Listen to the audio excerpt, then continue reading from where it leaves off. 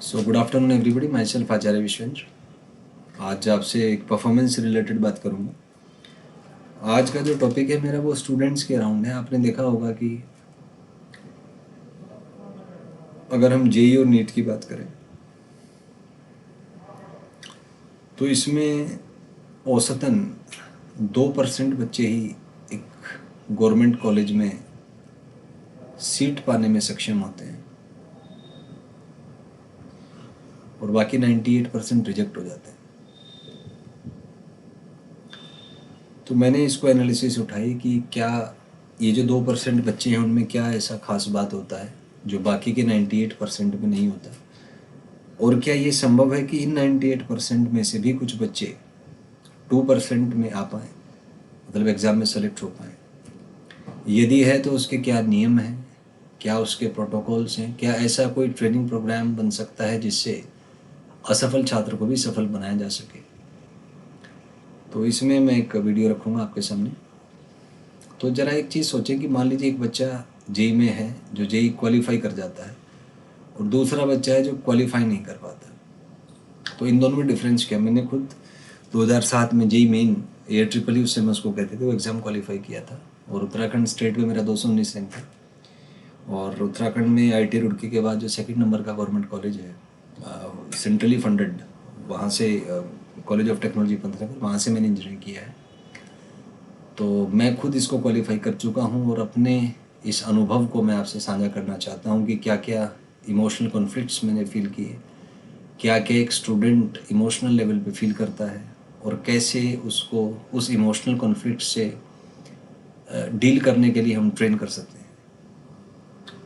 क्योंकि एक सामान्य छात्र जब कोई क्वेश्चन देखता है, आप इसको ऐसे समझ लें, एक सिंपल सा स्टैटिस्टिक्स आपके सामने रखूँगा कि जेई का जो सिलेबस है लगभग 6000 पेजेस हैं A4 साइज के। एग्ज़ाम जो आता है वो लगभग 25 से 30 पेज में से आएगा। 75 क्वेश्चन आते हैं अगर जेई मेन की बात करूँ तो, 25 ईच सब्जेक्ट में। तो उन एग्ज़ाम में जो क्वेश्चंस आते हैं वो 25 से 30 पेज में से आते हैं। मतलब अगर टोटल आप लिंक कर लें कि कितने पेजेस, मान लीजिए पहला क्वेश्चन मैकेनिक्स से आया, उसमें दूसरा क्वेश्चन इलेक्ट्रोस्टैटिक्स से आया, तो ऐसे करके अगर हम बाइफर्केशन करें तो ऑन एन एवरेज 25 से 30 पेज मात्र ऐसे हैं, 25 से 30 टॉपिक्स ऐसे हैं या सब टॉपिक्स ऐसे हैं जिसमें से क्वेश्चंस आपके आते हैं। तो मोटा मोटा अगर बात करें तो 200 में से केवल एक पेज काम का है और बाकी 199 का परीक्षा के दौरान कोई महत्व नहीं है। ज़्यादातर स्टूडेंट वो पढ़ते हैं जो उनको समझ आता है, जिसको वो कर सकते हैं। बहुत कम स्टूडेंट वो पढ़ते हैं जो एग्ज़ाम में आता है।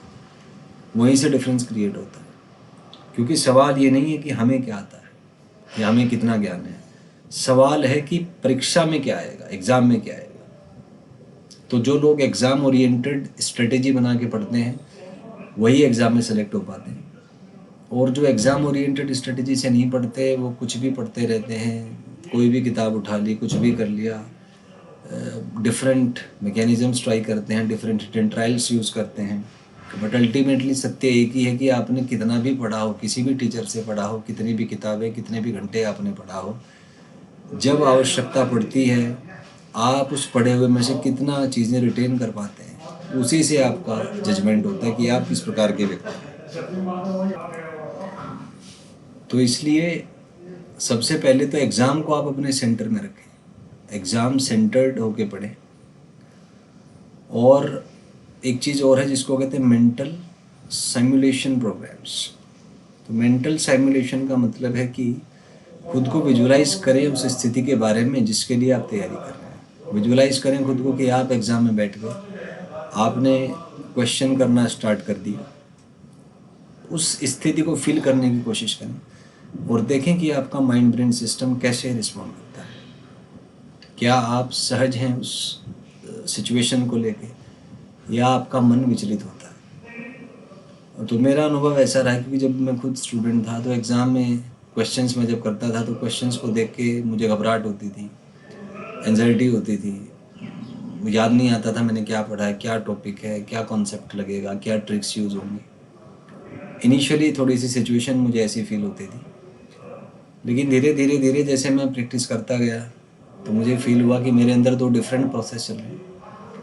एक प्रोसेस है एंजाइटी का, डिप्रेशन का, फियर का, जो मुझे आंसर से दूर ले जाता है, ये समस्याएं पैदा करता है जिससे मैं आंसर तक ना पहुंच पाऊँ।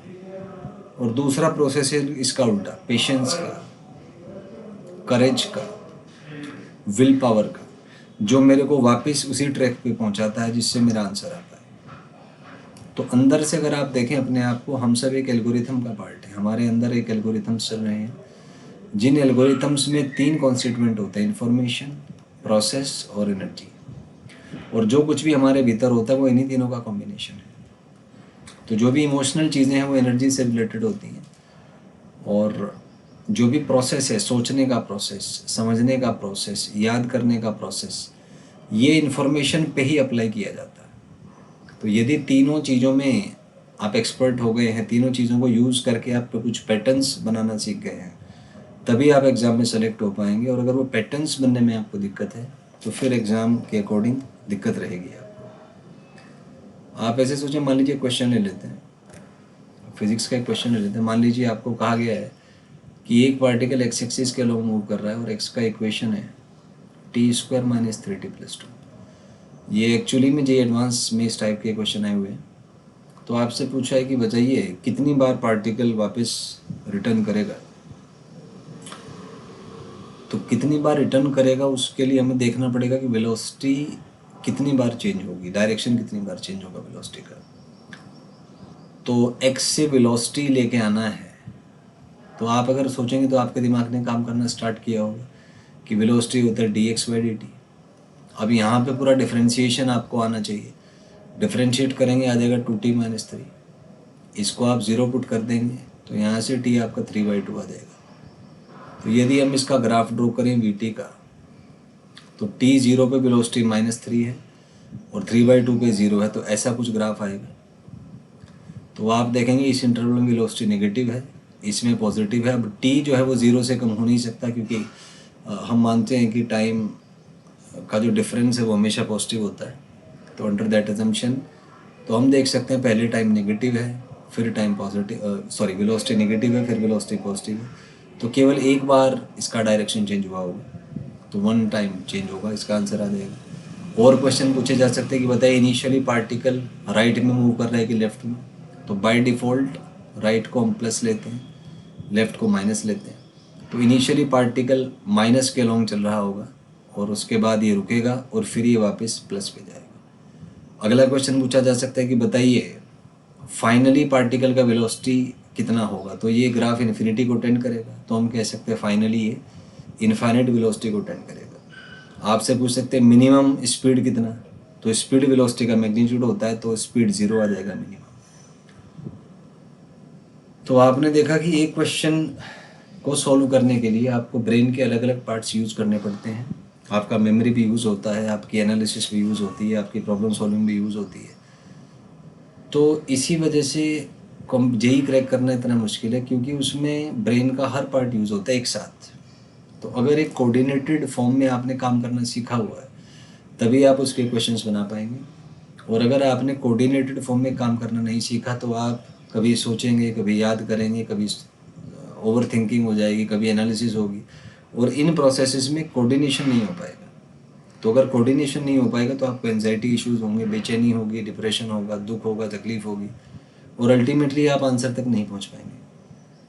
तो मैंने ये देखा है अपने खुद की, जब मैं प्रिपरेशन कर रहा था जेई की, कि ट्रेडिशनली जो हमें सिखाया जाता है क्वेश्चन आंसर सॉल्व करना, सब्जेक्ट जो सिखाया जा सकता है उसके परे भी चीज़ें होती हैं।